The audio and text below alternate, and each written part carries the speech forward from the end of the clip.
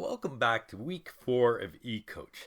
Hopefully, as you've been doing your planning over the past few weeks, you've been developing the mindset of looking past those changes that happen and that can be frustrating. And you're noticing that by doing this planning, a few things are getting done that otherwise would not have. You're seeing that this planning is making a 10 to 15% difference in how the day turns out. And you're playing the long game, embracing the principle of compounding interest, and that this 10 to 15% in the short term will generate a huge difference in the long term. Now let's do a deeper dive and look at some smart best practices.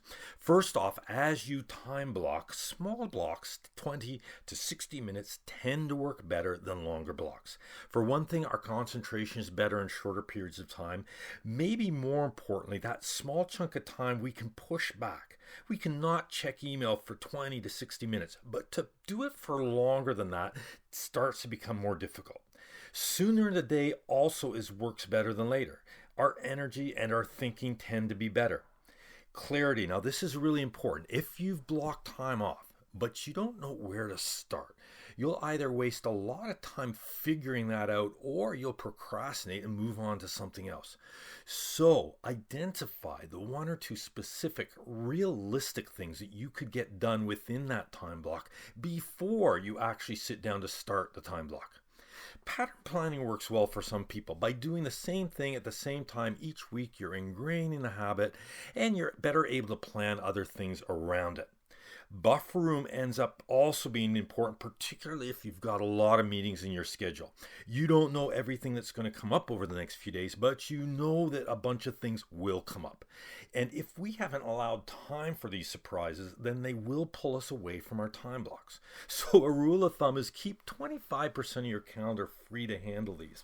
And you know what? I will suggest the more you dislike this idea, the more you probably need to be trying it.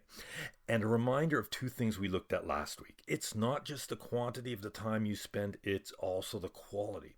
So two important practices to help you reduce distractions: turn off email for the time blocks and find another space to work out of for that 30 to 60 minute chunk of time. Finally, something else that's really important, and I strongly suggest time blocking. Planning in general is a battle between the proactive and the reactive. As other things come at you, and they will, you will feel pressure, internal and external, to give in and let that time block slide. This is where a few short and sweet aligning conversations with our leader to double check that we're on the same page are really valuable. Because when we're confident our leader is in agreement that the priority we're blocking off time for is important, then we're less worried about pushing back on other things and we're a lot more committed to sticking to the time block.